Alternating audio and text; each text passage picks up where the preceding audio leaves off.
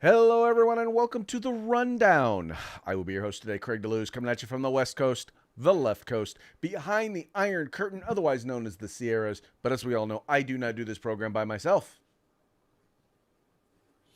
No, my name is Mike Piwowarski. I am your co-host from the East Coast. That's the co-host with the most, from the coast with the most. Here on the Rundown, two of views, conservative news. Craig, how's this very special Taco Tuesday doing for you? It is actually going phenomenal. Looking forward to this evening. I will be picking my wife up from the airport. She will be returning. She spent a couple of extra weeks in Fiji while I had to return to earn a living. But I will get to see my love this evening. Blah blah blah. It's great to hear about your wife. Where's the song? How about yourself, sir? How is your Taco Tuesday going so far? It's going great because I love tacos. As do I. It's raining tacos from out of the sky. Tacos, no need to ask why. Just open your mouth and close your eyes. It's raining tacos. It's raining tacos out in the street. Tacos, all you can eat. Lettuce and shells, cheese and meat. It's raining tacos. Yum, yum, yum, yum, yum, yum. It's like Yes, it is raining tacos, ladies and gentlemen. Always fun. Gotta love tacos. That is my favorite. Still, to this day, my favorite theme song that we use. It is, and I was like, "Why are we talking about your wife? Let's have the taco song." It was just Let's have the taco song. And I appreciate the information about your wife. I like to know what's going on with you and your family, and it's great that she's going to be back with you. Is she bringing you tacos back? No, not from Fiji. They don't have like Fiji tacos. I mean, there are tacos in Fiji. They're just not like Fiji like tacos. Well, I take that back because you can have them. I don't understand. So they have them. Okay, they do have them. They do. Okay. Yeah, maybe you were just confused on your taco. Fish facts. or Gotcha. goat meat, wrapped in roti. More like a soft taco. It's a taco. Curry. Yeah. There you go. All right. It's a Fiji taco. There you go. Good to go. Fiji taco. I'm not complaining. Trust me. There you go. Hey, folks. Well, that's good to know. However I'm you are glad she's partaking. back. What'd you say? I said that's good to know, and I'm glad she's coming back to you, and that you guys will continue in your world of California bliss in the mudslides, wildfires, earthquakes, and criminal elements. So, Yeah, I think we're actually in like wildfire season. No mudslides. That'll be in about 5-6 months. We'll be dealing with the mudslides. 5-6 months. Gotcha. There you go. Yeah, under smog. I'm sorry, I forgot the smog as well. Yes. So. Well, it's always smog season, but right now in particular, Yes. we're in wildfire season. Yes. Such is Okay, life very in true. California, and none of that. And by the way, all of that pales in comparison to the living under liberal dominion. That's right. That's right. That's a not so It's natural really the only disaster. reason. That's right. It's really the only reason people live in California because they're like, we'll probably die in an earthquake tomorrow anyway. What's the big deal? Exactly. So, Yeah. hey, folks, however you are partaking of the program, please make it a point to encourage your friends to do the same. Let them know they can watch us on YouTube, Facebook, on OpsLens, on Spotify. You can also listen to us wherever you get your podcasts. So encourage them to do so. Remember, like, share, subscribe. Encourage your friends to do the same. There you go. All right, now we're going to get into today's stories. And starting from the very top, I don't think it's any mystery that, crime has gone up in many, many places throughout the country. In particular, in many of our larger cities, crime has gone through the roof. And there's a new list out of emerging capitals of crime. That's right, crime capitals in the United States of America. These are the highest number of these are cities with the highest number of murders. And once again, this is not just murder, but I mean just crime in general. It's gone up, but murders in particular are what they're looking at here. And they're looking at cities like New Orleans, Baltimore, Birmingham, St. Louis, and Milwaukee. And you go down in the story here.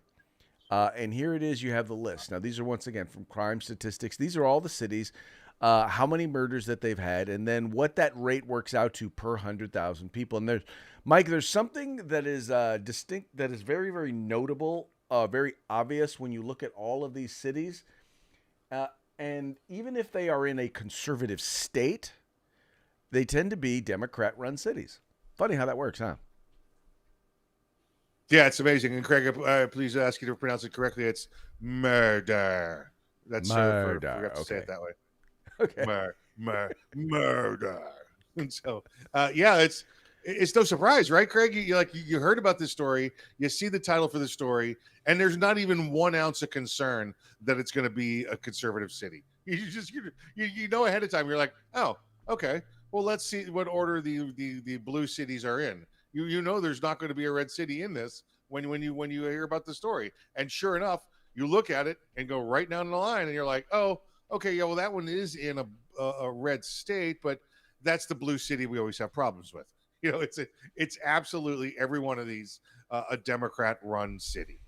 Well, and as you read through the story, and once again, the story is over at Fox News. When you read through the story and they talk to law enforcement, basically what they're pointing out is most of these are cities that have liberal-leaning district attorneys. They're either cities or in states that have very, very loose bail policies. Basically, they're all cities that have people who are quote unquote leaders that are quote unquote smart on crime, meaning they decriminalize crime and let criminals out on the street. Smart on murder. Yes, they are. They are pro-business, pro-crime business is what they are. Yes, right. Exactly right. Yeah. It's like I said, it's not even close. Let's read the top 5 cities off. Hey, let's go back to that. Let me read these top 5 cities off for folks. For those that are sitting at home and didn't get a chance to read our graphic here. Oh, there you go. These are in order. Now, yes. You know what? We gotta go 5 to 1, right? We want to. Okay, for those that can't read, we want to go 5. Number 5. Keep them in suspenders. Right. Yeah. Number 5. That would be Milwaukee. Milwaukee, which is actually an old Indian name that means by the river. By the river, exactly. Yeah. Number 4. Why don't you go ahead and name number 4? Number 4, St. Louis.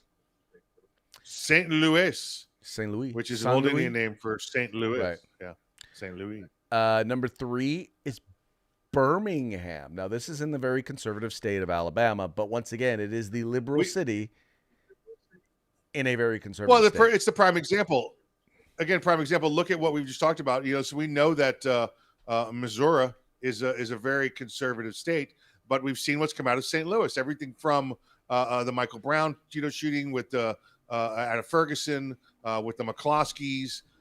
Everything that's come out of St. Louis has been, extremely liberal. We saw the state attorney there be charged, right? Because of her policies.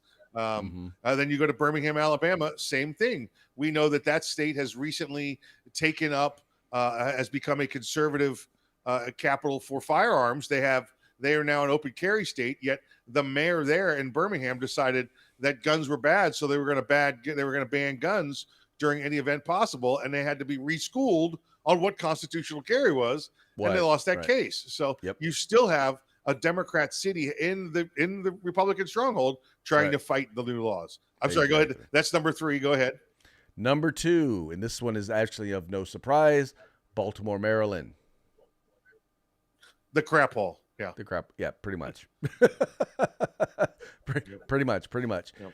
And number 1 at a rate of 36.8. So this means 36.8 people per 100,000 are murdered. That would be New Orleans, Louisiana. Nolans. Again, a giant. We know the state of Louisiana sits red, yet the city of New Orleans is blue because of the Jim Crow style politics that have always been there to oppress the majority of minorities that live in the city from having firearms. And by the way, for those of you who are wondering, Chicago is on the list. Now, they're near the bottom of the top 20. So at 304 murders, it still only, though, works out to 11.3 people per 100,000. That just means there's a lot of people in Chi-town, in Chirac. Yeah, correct. Yeah, that's the difference, right? Yeah. Oakland, California So, also made so the good list, but they numbers. only have Good 54. story, Craig. Good story. Yes, Philadelphia also on the There you go. list with Oakland. 240 murders. So, in terms of sheer numbers, Philadelphia and Chicago are at the top of the list. I really want to see where Los Angeles is in terms of the actual just sheer numbers. And by the way, these are all cities with 200,000 plus residents in them. So these are all big cities. Funny how that Just for funny your comparison year to date. I don't know what they're looking at for year to date in Chicago so far. Craig is 371 shot and killed, a total of 2,051 shot. So wow. Okay, so this 371, 304 number was like as of June. So in other words, it was a very, very busy July. Yeah, let's see. Summer of joy. So far over the summer in Chicago, it's been 151 shot and killed since June 1st. There you go. That is sad. Yep. Moving along, one of the ways in which liberals or anti-gunners have decided that they want to try and address violence involving firearms is through gun buybacks. Now, you know our position on gun buybacks. Even people who are anti-gun acknowledge that gun buybacks do not work. They absolutely, positively do not work. They've never done anything. There's absolutely no evidence that they've done anything to reduce crime, to reduce violence, or to reduce violence involving firearms. Yet and still, police, politicians, they still continue to host these quote-unquote gun buybacks. Well, there was a gun buyback that took place in the city of Houston, and they are being, viciously mocked, the people who put this on, because, they had a gun buyback, and they basically paid one person $3,000 for a box full of ghost guns. And let me show you the box of ghost guns that they have here. Now, if you read this, it basically says a big shout out to whoever it was who turned in 62 3D printed guns for $150 each at the Houston gun buyback. Now, mind you, Mike, how much do you think they spent per 3D printed gun in order to get their to get what would amount to about $3,000? It's based on the material, so it's probably somewhere around $25, $35 worth of the printable material. Right. So $25, $30. I mean, I would guess that they probably more than paid for their 3D printer with in the material with this one gun buyback. And so now, listen, 3D printers, you're actually down to reliable 3D printers for like $300 now. Really? Yeah. Okay. Well, hey, so I might be going to get me a 3D printer. Oh yeah, it's gun buyback time, baby. So now they're actually looking at changing their policy, and Mike, you and I both know. I mean, this is we know that these are basically famous for basically collecting broken down junk guns, but now they're getting 3D printed guns, and they're basically just handing out money now at this point.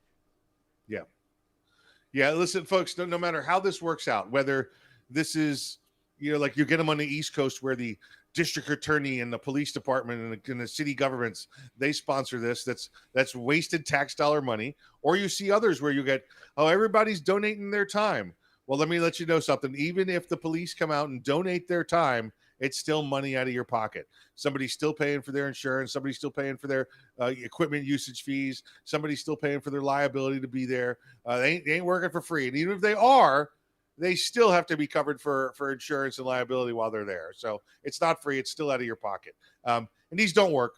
These are crap guns that get turned in. Nobody's turning in. Well, let's see. It's amnesty. I'm going to use this firearm and then turn it in. What happens more than likely, Craig, if they go right now and they look back at the statistics of firearms used in crimes or stolen over the past 3-4 weeks, they'll find there was an increase. Once an announcement's been made about the amnesty you'll get for turning in a firearm on a gun buyback, people go out and start breaking into cars and houses and stealing guns so they can go they can go get money for them. So you get an increase in crime always every time before a gun buyback. So all you're doing is driving crime. You're creating more crimes involving firearms at every gun buyback. Well, and it's because once again, how liberals tend to govern is they don't govern based on what people will actually do. They govern based on what they want people to do. And the problem is that you don't stop to think what will people actually do? By the way, the best way in which to predict that is take a look at history and look what happens every time you do this. And that's what happens. People go and they steal guns, and then they turn the guns in. And if people would just look at actually what is happening, you will then know, probably the best thing to do is to not do these. It's nice to see though, like what happened in Houston. You got somebody that's using a little ingenuity. I know a group in New Jersey that made some pseudo assault style weapons and turned them in to get some money to raise for their charity. So it's nice to see people taking advantage of the idiots in the gun control community. Oh yeah.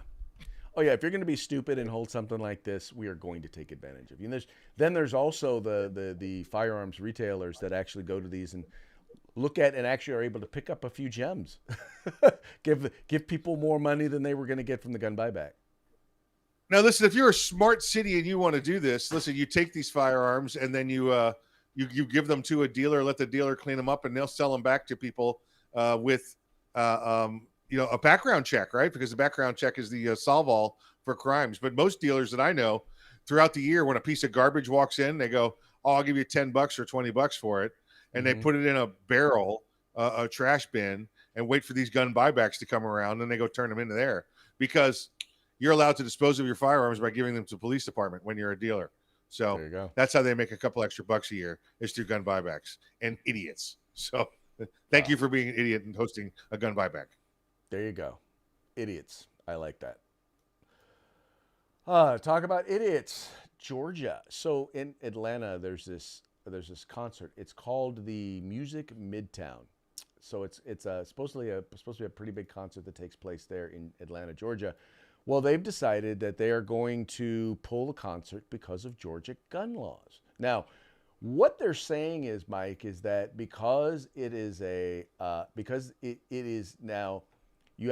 it's a constitutional carry state now, even in public parks, unless you are a permanent business, right? If you're a permanent business, then you can say no guns allowed. But if you are temporarily leasing a public space like a park, you are not allowed, or you're not allowed to prohibit people from possessing firearms at your particular venue. So because of that, they are canceling their concert because they don't want to assume the liability. Yes. And let's make sure they understand what the liability is, Craig. The liability is that we can't provide security to everyone because if I say you can't have your guns, then I must provide security for everyone. As opposed to if I just let the law stand and let everybody carry their own firearms, what's the liability? Hey, security's on you. There you go. This state says you can carry your own gun. You're responsible for your own security. How about that? How about them apples? No, but they want to interpret it as all guns are bad. If I let guns into the event, that means gangbangers can bring AK-47s legally. That's what they're saying to you. They expect you to be an idiot, and I can't ban guns, so thereby all illegal guns must be legal now. No, you morons, stop where you are. You're polluting this. You're trying to change the narrative once again.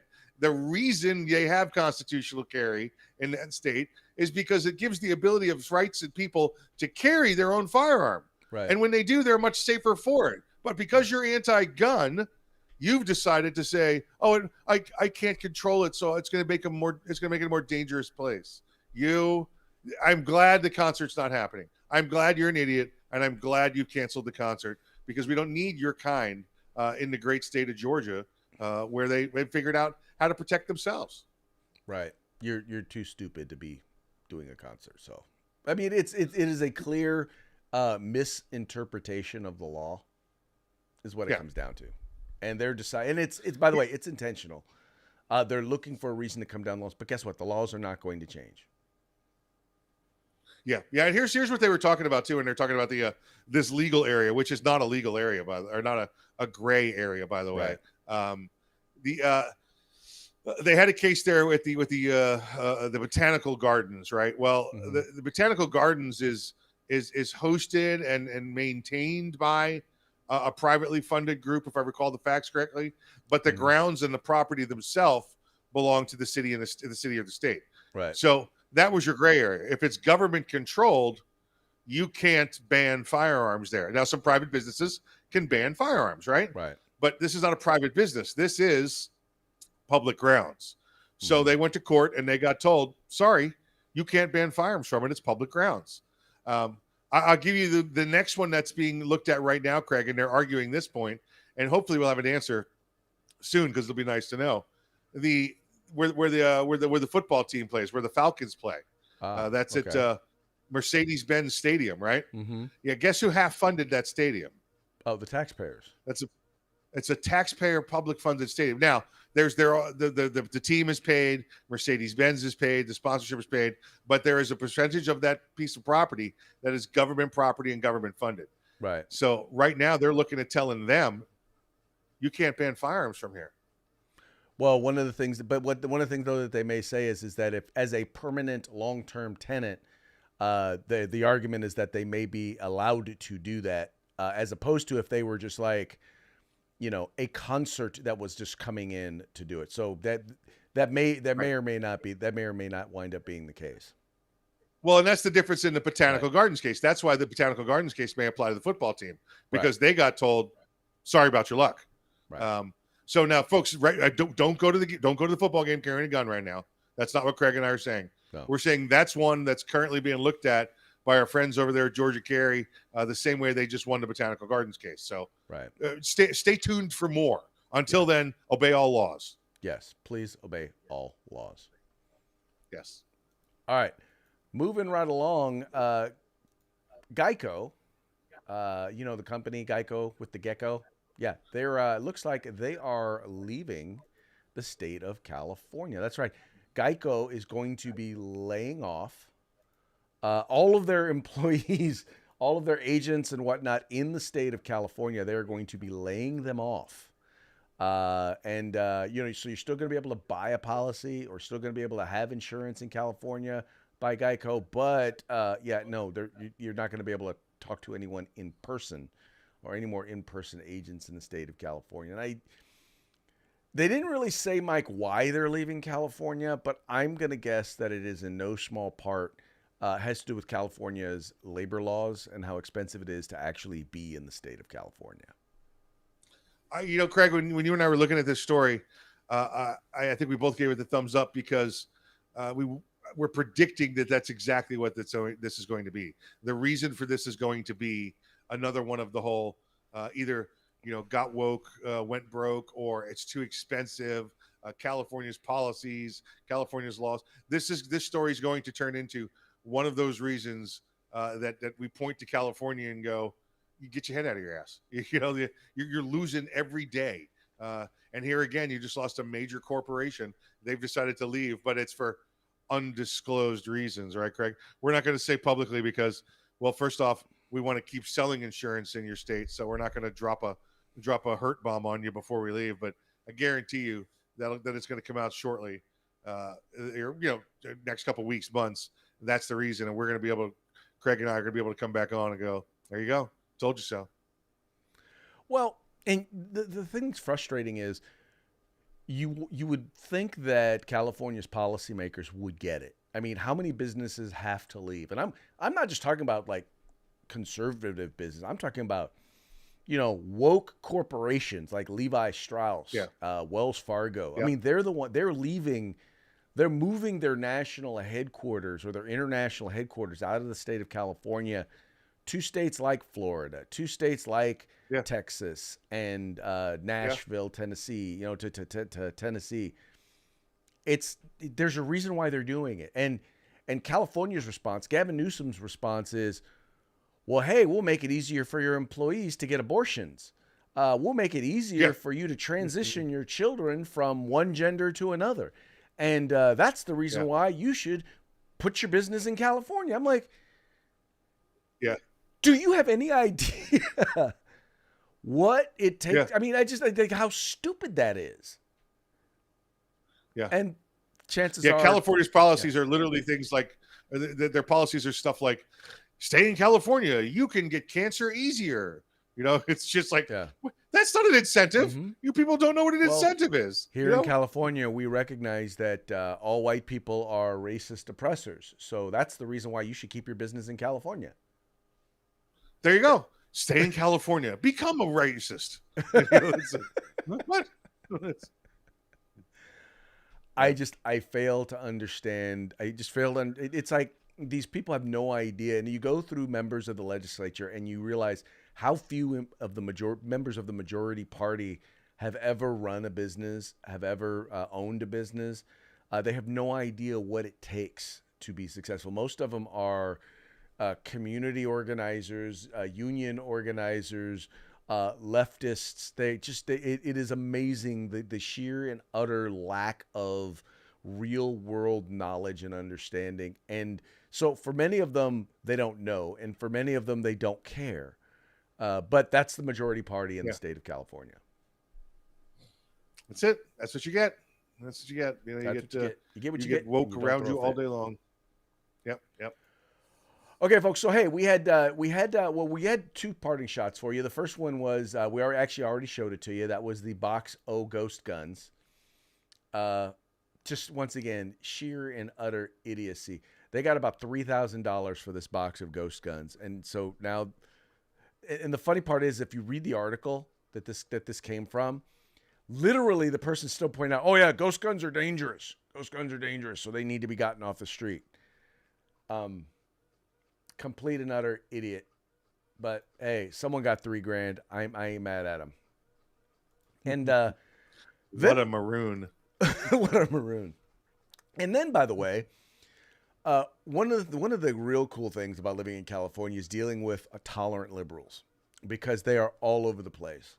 In fact, in California, you are not judged as whether or not you are a moderate or a conservative, or a moderate or a liberal or a progressive.